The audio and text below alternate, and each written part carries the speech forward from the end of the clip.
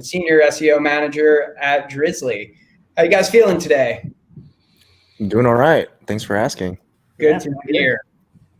Good to hear. So as a quick agenda, this is our Rankable live webinar. Basically what we do here is we get together with like-minded individuals in the industry and we talk through some of the stuff that they're seeing. So as a little bit of agenda, what we're going to do is kind of talk a little bit about life before coronavirus and everything going on in the world, how things have kind of changed, and frankly, how working at these emerging markets has led to some really great opportunities and generally growth throughout these times.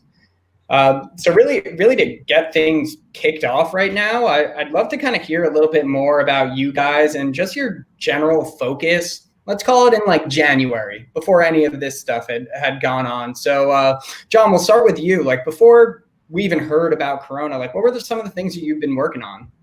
I mean, it was very similar to just in any regular SEO strategy. You know, create content that we have gaps in the industry on, because I mean, WeedMaps has been around since, I want to say, one of the first mover advantage for the cannabis industry. So our goal was to fill in the gaps that our competitors have in terms of the keywords that they're currently targeting. And that's essentially what the strategy was, right? Create content, target those keywords, and rank for them. That was just essentially the very, very beginning before COVID.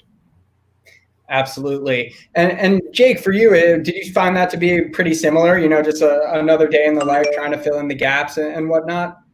Yeah, I mean, for the most part, we were focusing on it. SEO is pretty standard no matter what the situation is. You're like trying to understand what your customers are looking for and what problems they're trying to solve, and you're trying to let them know that you can help them solve it, right? So that's been our main focus. So we had a few different projects we were working on. The big one is what we call our local pages, which are pages targeted at specific cities where we are where we have stores available, and kind of targeting it around alcohol delivery in San Francisco or New York City or whatever.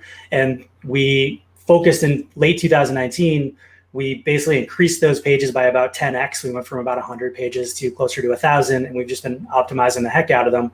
And that was what we were doing before we ever knew what any of this would happen. And the other thing we did was kind of make it a little bit more dynamic, so we weren't manually making those. Anytime we add a store to a city, we now have a city page for that area, which kind of makes it a little easier to be able to capture stuff a little bit more quickly than we were before, a little bit less reactive, and we're kind of ahead of it a little bit, if that makes sense.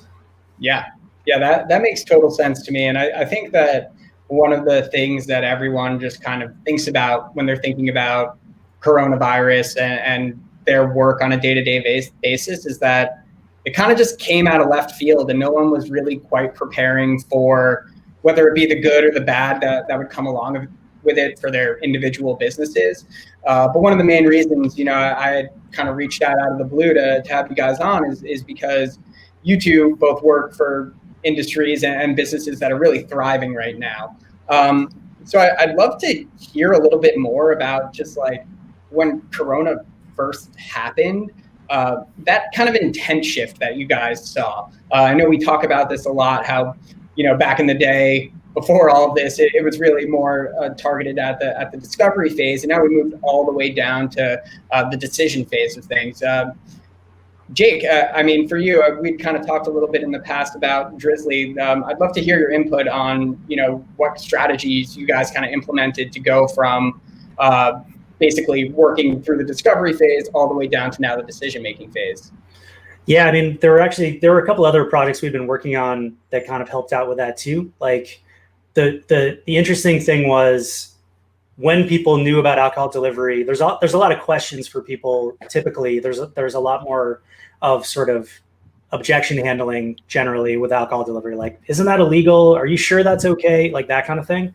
And what all of a sudden we're in the news being name dropped by all these major networks, and suddenly it was like everybody knew alcohol delivery was cool and everybody wanted it. Jake, from my perspective, I was like, about time. I don't have to leave the house. Yeah, exactly. And so a lot of people, they're just a lot of that awareness building that we've been trying to do, a lot of that, like trying to grow people like, hey, yeah, it's totally cool. As long as we're in your state, that means that it's legal for us to be in your state. So a lot of that kind of went away. And we actually have, sort of similar to those local pages that we were talking about, we also had started targeting liquor stores near me is a huge keyword that just a ton of volume around it.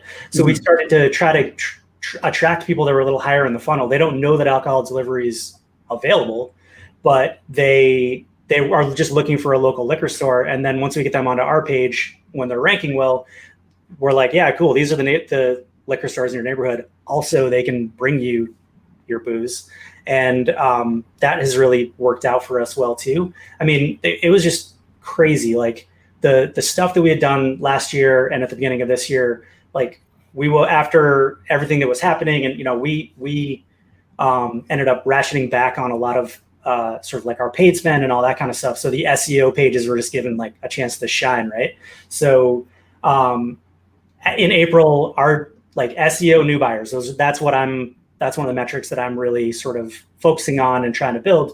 Like we saw this growth go from like, it was 1,500% plus year over year growth for April in terms of people who just landed on those pages and converted. So we're really now at this point, we're just trying to make the experience better. We're trying to make sure those pages load quickly. We're trying to make sure that we have coverage in those areas and all that kind of stuff. But that's been the biggest thing with these, the projects that we've been working on. The other thing that's been kind of cool and is, we've been really we already had on a roadmap that we were trying to work on, so like partner links, right? Like we have all these amazing suppliers that we partner with, and getting them to link to to their Drizzly pages, like their brand page or their different product pages. That was already on the docket. We have this infrastructure set up. We were like, okay, this is what we're going to do. This is how we're going to do this outreach. And I'm sure John's like, oh, cool, partner links. That's on the first page of the SEO rulebook, man. What's going on? But it just turned out that same kind of intent shift, all of a sudden these partners who we'd been really trying to court and really were having a hard time convincing them that this was a good thing for them, all of a sudden they're like, oh, we're not able to link directly to retailers. We're not able to often offer e-commerce on our own site. We want to link to your pages because you can suddenly, within an hour, within 2 hours, or within, for shipping a little bit longer, you can sort of help us sort of strike while this iron's hot. And that's been a really big, really great push and sort of change in the mindset of people that we're working with. Yeah, and I definitely can see how it's really exciting to see all of that work, and then kind of this stuff happens, and then all of a sudden all that work that you've been preparing on is now at the forefront, and it's the most useful things that a lot of your partners have seen in order for them to grow their businesses. But John, I want to ask you the same question, but I think that before we get right into that, I think it's important because a lot of people don't really understand how WeedMaps might work on the national level, being as, well, marijuana isn't federally legal. So I'd love if you could kind of just walk us through, kind of how everything works, being as some states are not legal and others are legal, and then kind of talk to us about what you've been seeing. That's a really good question, because as an SEO that's working at an industry that's like semi-legal, that's been one of my challenges, right? How do you optimize for multiple different states that are legal, but at the same time your tech stack creates regions and it's like a batch region release, right? How do you work around that? It's like, well, right now it's like the way that we're currently optimizing is by providing crawlable paths to the ones that we currently have, that the states are currently legal and the regions are legal. Anything that's not legal doesn't get a crawlable path. But the thing is like all those regions are already kind of built out already. So the challenge was like, how do we get these pages ranking over other pages that may not be as valuable? It's like, well, we would have to, again, create crawlable paths and also optimizing the content on the page to add additional relevance to whatever we're currently trying to target. So that's been a main challenge. However, it's been, because we have first mover advantage for all dispensaries, delivery, doctors, brands, keywords, ranking for those specific keywords isn't too difficult as long as we have the correct optimizations in the title tags and also in the content. So it wasn't too big of a challenge, but that's kind of like how we're currently dealing with things. As new regions open up, it's like, well, what do we do? It's like, well, we create a crawlable path from our homepage, for example, who has like the most backlinks, and we want to leverage those backlinks into the pages that Googlebot is not currently able to see, because the homepage does dynamically render the content based off of your location. So like, let's say if Googlebot is crawling from Ashburn, Virginia, or like Mountain View, they're only going to see Mountain View content, right? So how are they going to attribute that kind of content to a specific regional keyword like marijuana dispensaries in California or whatever, right? So does that answer your question a little bit? Like, yeah, John, actually, we've seen, you know, the problem you just described, like actually have a big impact on certain sites. So for instance, we were working with the site in the car space, and for whatever reason, Google started crawling them from Grand Rapids, Michigan. And so they had no inventory in Grand Rapids, Michigan. So everything became a soft 404 and those pages were falling out of the site. So I'm just curious, like, you know, how are you guys monitoring that type of stuff? Is there anything that, you know, you're just using to like navigate the fact that Googlebot may change where they're crawling from? And then after that, my next question is, how are you guys preparing for like, once the world does open up around, you know, marijuana and such, like how are you going to make sure that you maintain that first mover's advantage? so the second question in regards to how to make sure we scale up to all the different regions is that all the infrastructure is already built out. Just like how I said, like with the tech structure and the way the tech stack is built out, all the regions are basically built out in the beginning. So the scale is already there. All we need to do is make sure that we add a crawlable path, optimize the content on the page, and also have actual content on the page, like listings and it's an online region and it's basically listings and different, essentially just listings, right? Your first question, could you repeat that one more time? Yeah, it's more like how are you guys monitoring that, you know, Googlebot's activity and behavior isn't ultimately affecting you because of the fact that you are, you know, location specific? So I think of it more of like, oh, well, how do I solve from wherever Googlebot crawls, right? It's not just about like, is Googlebot just calling from Mountain View? It's like, no, it's like wherever Googlebot crawls and decides to start establishing relevance, we want to solve for that equation. So that equation is, again, interlinks. You want to have static interlinks, nothing that's dynamic.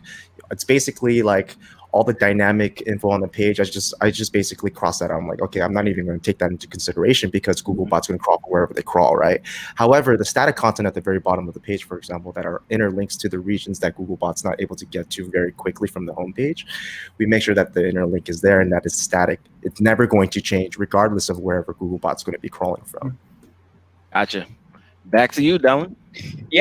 Yeah, and I think that one of the really interesting things that I'm thinking about, especially as I think about my use of Drizzly on a weekly, frankly, even daily basis, is it really comes down to, for me, I'm kind of lazy when it comes to leaving the apartment, going out, buying alcohol, when frankly I could just be sitting in front of the TV and getting it delivered. But I think for most people, as they're itching to get outside, we might see that more people are interested in getting back into liquor stores and what have you. So Jake, I was kind of curious, like, how do you guys plan to keep the demand for alcohol delivery once things start to reopen and people are looking to get out of the house and potentially go to those liquor stores in person? Yeah, I mean, I think we can start playing around with the messaging on some of the pages that we have, but it's going to come down to basically keeping doing what we've always done, which is like keep driving awareness about us, keep a presence up, stay, cross those fingers, stay on the first page of search results and keep driving all kinds of organic traffic, drive efficiently through paid channels, all your standard stuff. But we're really focusing on trying to, just make a good experience on the website. So we've started to roll out things like when you go to a liquor store, one of the things that you expect to see is a shelf of liquors that are kind of organized by type and things like that. So we're actually rolling out shelves on our site so you can go in and say, okay, here are all the vodkas that I have available to me in my area and things like that. So it feels more like going to the liquor store experience without having to get off the couch, like you mentioned. And we're keeping improving the experience. We're working on site speed right now. We are always sort of expanding our network, building out selection, making things more personalized. And it's really like we're trying to build a brand that people can connect with and that we really believe in. and that is just, that's really what it is making Drizzly kind of an entity that people want to work with, and that's really what the bottom line of it is. Yeah, I think that one of the things that's very beneficial here for both, WeedMaps and potentially Drizzly is that people are creating new behaviors right now, and they're trying out services like you guys when they may not have before. And the experiences, I mean, we can't use WeedMaps here, and I don't use it, but Drizzly I have used, and it is a good experience. Like the liquor store is literally a block around the corner from where I'm sitting right now, but I'm not going to go there because I can just use Drizzly, and it's such a good experience. So I think beyond just like the organic search component of it is that you're building that consumer loyalty on the back of, like you said, you guys have a good service that is pretty valuable. Mm-hmm. Yeah, and I think another thing on that, like consumer loyalty and just like brand awareness standpoint that I was really curious about for you, Jake, was I'd love to hear some more about the email blunder. I think a lot of us have heard about that. And I think that you guys did a really great job at flipping that into an awesome way to show how like cool and in the know Drizzly is. So I'd love to just kind of hear your thoughts on that. I don't know that you specifically worked on that, but I'm sure you saw it and got a giggle out of it. Yeah, I was on the periphery of it. I mean, if anybody didn't hear about it, we sent out, we had a little email misfire a couple weeks ago. We sent out this, we'll call it a personalized email that had a lot of things like placeholders and lorem ipsum and stuff like that. And Twitter kind of blew up a little bit about it. It's one of those things. It's a no shit moment, right? You're like, what just happened? And one of the things that I really thought was amazing was how quickly our email team jumped on it. Our brand team, someone on the SEO team even jumped in to help. And it was just kind of, it's one of those things that could have gone south really quickly. It's one of those things that, it's not, let's be honest, that was at worst, like a mild to moderate inconvenience, like of having to delete an email that wasn't exactly what you wanted. But the way that our team handled it, it just blew me away. Like it was pretty much the most Drizzly response possible, right? So brand team's a bunch of MVPs. They jumped in immediately to send out some communications about, hey, mea culpa, our dog did it, like that kind of thing. But then on top of that, like they offered a promo code that was lorem ipsum. And if you that's hilarious. Yeah. So we sent out a cocktail. We rebranded. It was like just so meta. Yeah, right. We rebranded a vodka cran and called that the lorem ipsum cocktail, and just did some like jokey stuff and just owned it. We were like, yeah, this was a screw up. We'll give you something in exchange, and it just really felt like an amazing thing. And yeah, super authentic. And the response was amazing. Like one of the things that I thought was great is people on Twitter were saying that we did this on purpose to try to generate buzz. And I don't know if anybody's ever tried to make anything go viral, but it does hard that way. It's so hard, yeah. Yeah. I mean, did you guys use that as a link building opportunity once it kind of caught on fire? That's a great idea, Mike. We should talk about It's like, oh shit, I gotta hit up everyone now. Yo, ironically, I just got an email from you guys. It's about how, because of our curfew here in New York, the retailers are closing early. Yeah, so I did want to say, because it kind of sounded like I was, saying something bad about WeedMaps. I was not. It's actually a very well-designed site. Like I've seen it in the structure from an SEO perspective. You guys are doing a great job. So I just want to be clear that, I love what you guys are doing. I'm just saying that in New York, we don't use, or I don't use it in New York. Of course. Well, Mike, you'd be surprised to hear that it definitely does work in New York if you have a medical card. You can ask my father about that. He definitely uses it all the time. There you go. Very true. One of the old partners, or one of the old founders, Justin Hartfield, actually comes from an SEO background. So actually, it's funny because legalmarijuanadispensary.com, that exact match domain, was actually the first domain name that we created. Right, if you go there right now, it'll redirect you over to weedmaps.com. But it's just like, it goes to show how long ago was this domain actually created when exact match domains were still a prevalent thing.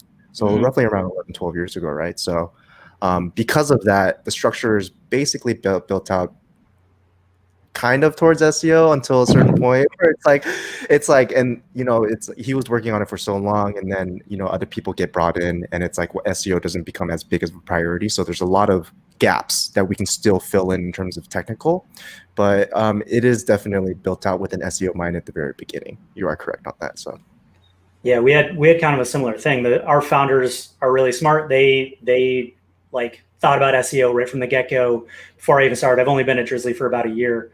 And SEO is a part of the culture, but it's also kind of that same thing where it's really the backbone of a lot of the stuff we do, and a lot of the things we do are just right naturally. And now it shifts a little bit with other priorities and things like that.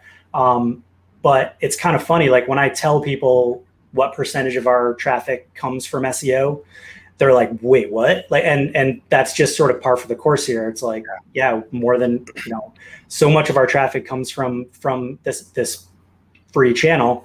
And man, I'm air quoting a lot today. Let's can we fix that in post?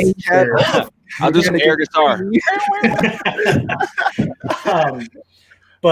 But like, so SEO is kind of part of our DNA, and it really drives so much. And just like, if I mention it to someone, like talking to another SEO professional, they're like, oh, wow. Like, no, we strive for that. And it just kind of is the way it is around here, which is pretty cool. Yeah, we're the same, dude. We have, a lot of our traffic comes from organic search, and it's such a big, especially in cannabis, right?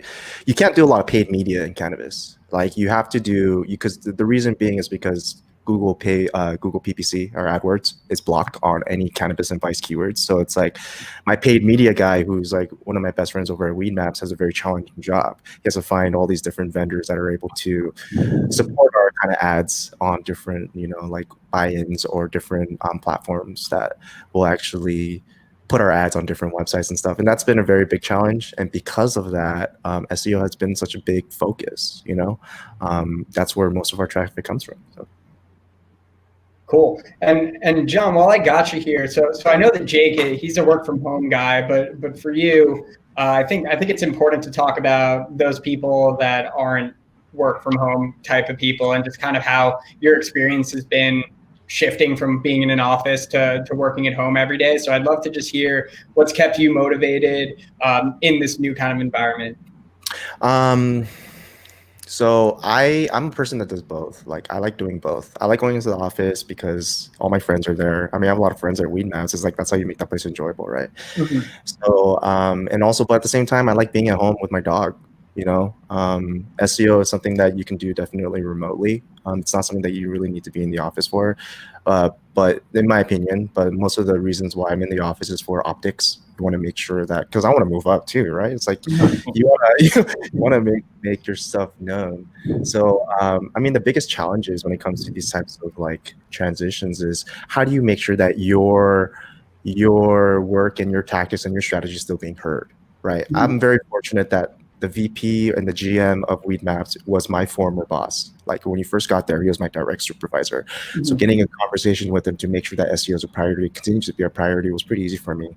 And that was generally my challenges. It's like, just for clarification, I'm the only SEO there, right? Mm-hmm. And it's like, it becomes like, well, if I'm the only SEO, how do I make sure that like everything's still evangelized for SEO, right? So. Mm-hmm. A lot of it is making sure that you play nice with everyone, and also like making sure that you talk to the right players, like making sure you have one-on-ones with all your PMs, all the front-end PMs, making sure that anything that gets out has an SEO touch to it, that you're also pitching ideas to your PMs so that you can create new opportunities for search volume. So that's been the biggest challenge. Like, how do I make sure that my shit still gets touched? Yeah. John, I got to follow up on that because you mentioned product managers. Yeah. And I'm wondering, from your perspective, if you've worked in a place where it wasn't like a product-focused company, and like what the difference in your perspective is, like, and how you like get SEO done between those two types of modes. Yeah, for sure. So I was in an agency for 3 years before WeedMaps. I've been in WeedMaps for 3 years now. So 3 years for in-house versus agency. So the biggest difference is like when you're in an agency, you're not really working with product managers. You're working with project managers, right? And they have usually access to everything. So you can go in and go into the CMS and stuff like that. And then the account managers on the other side, like your clients, they'll be able to assist you when it comes to executables and their dev team if they need to rely on their dev team, right? Over here at WeedMaps as an in-house SEO, it's a lot about like getting buy-in, right? How do you get buy-in from your PMs to prioritize your shit, right? And it's like, that's been largely like when it comes to the transition from agency to in-house, that's been my biggest challenge. Like, because they have so much on their plate, right? How do they go ahead and prioritize your title tag optimizations versus a product feature that the C-level suite has been trying to push for so long now, right? And the tactic that I generally like to use is with search volume. What's my opportunity, right? So I'll do keyword research at the very beginning. Like, what is this vertical? How many keywords are out there? Well, and obviously keywords, that's a hard number to say, like how many keywords are there, because even Google doesn't get how many keywords are out there. But what you do is you get as many keywords as you possibly can for parallel keywords, long tail keywords, and also the main keyword target, and you add all that up. And then you go ahead and multiply it by like what the 33% first position click-through rate. And then that's basically going to be your estimated monthly search volume, like your cap, right? And then I go ahead and bring that to my PMs who already have set up one-on-ones and have built rapport over these 3 years, right? Because that's also very important. It's not just about, oh, hey, by the way, I have this opportunity for you. It's going to be great. No, it's not. So you have to be their friend first. Like, hey, by the way, I have this great opportunity for you. This is going to be a win-win for you and me, because I know that your goal is to have an increased monthly active users. My goal is to also have increased monthly active users. This is what this will get you, right? So that's been my main challenge and like kind of like my tactic on getting my stuff done. And also, again, it's being elevated from your directors, your VPs, your C-level suite, because they understand that SEO is also a big player, especially in the cannabis industry again, right? So they are going out of their way to go ahead and elevate me, making sure that I'm doing lunch and learns, right? Making sure that I'm meeting with the different directors to teach SEO, right? Not only that, and also level up content editors, how to optimize title tags, how to do keyword research, how to do all that other URL slugs and all that other very entry-level SEO tasks. So yeah, I think does that answer your question? Absolutely. And we got another question come through from the audience. They asked, are you seeing changes in trends as we move from COVID stay at home to phase reopenings and more of downturn economy versus active pandemic?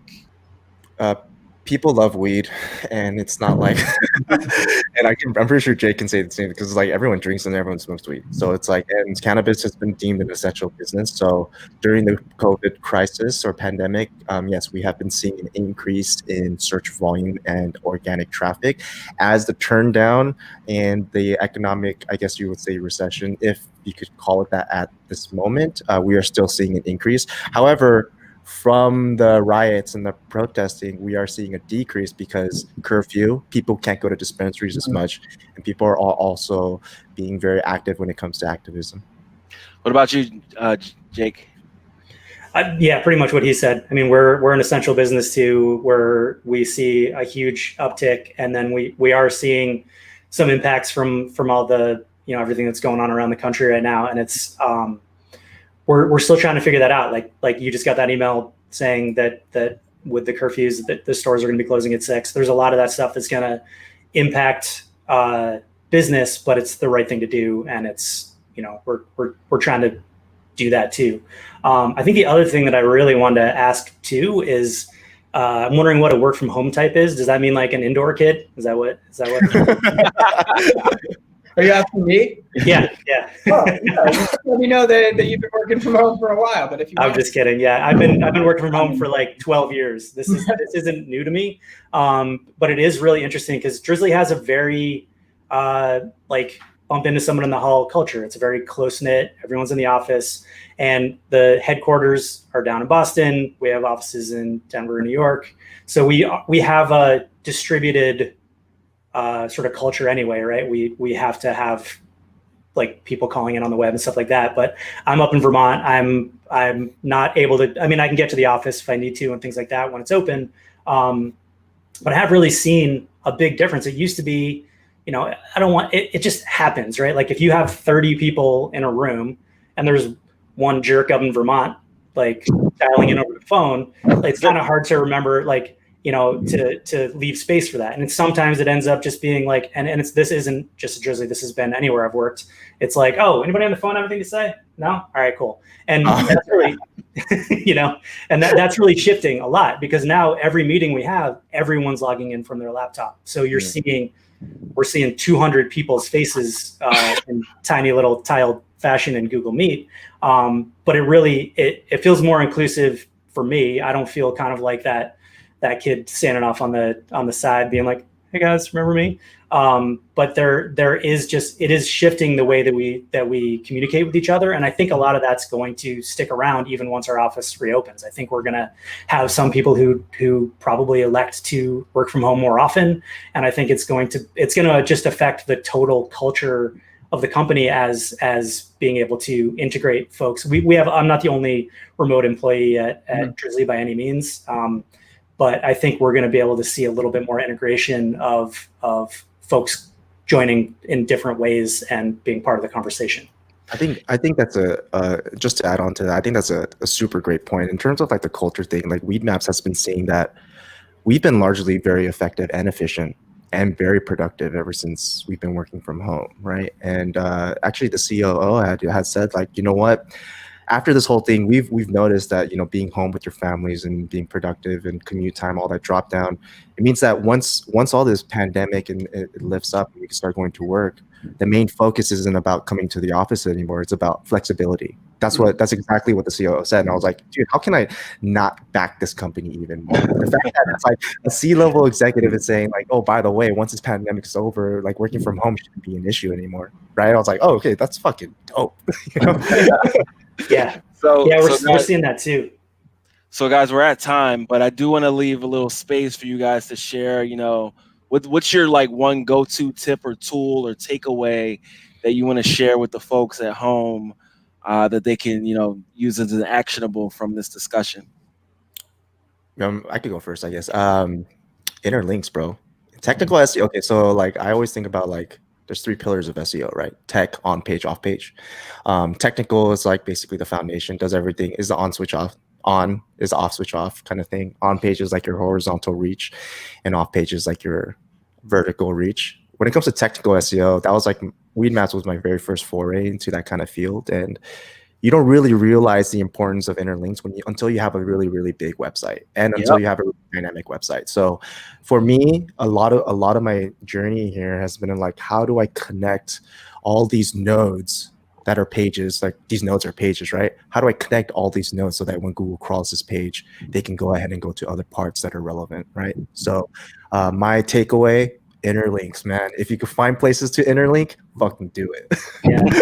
Yeah, for sure. And that, like, basically the same thing. I'm an old technical SEO nerd from way back. And like, we finally got our server logs. Like we have server log integration now where I can actually go and compare how Google's interacting with our site versus how humans are interacting with our site and try to draw some paths between that. And it's been, that information it's been life-changing. I'm like a kid in a candy store every time I open up Bot Clarity. So I'm in there like mucking around every day, and it's really helped kind of figure out things like faceting and pagination and this huge, massive site that we have, trying to make sure that it's SEO 101 again, but that humans and machines can interact with it and understand what's going on with it. And it's made a big difference. Cool. Well, guys, I wanted to thank you so much for taking some time to chat with us today. I think we all got a fair amount out of this, and I'm really appreciative of that. If there are any other questions that come up, whether that be in the chat or just in general, you guys can always hit me up on LinkedIn. I can actually post my LinkedIn in here if anyone has any specific questions for me. But thank you to everyone who came out today to listen to the conversation. I hope everyone's staying safe, healthy, trying to make the most of what we're going through these days. And until next week, I think we have an atomic next week. Is that right, Mike? I don't remember. Well, but I'm sure you'll get an email from us. Yes, I'm sure everyone who has joined this will get an email about our upcoming webinar that we got going next week. But until then, thank you all so much and enjoy the weekend.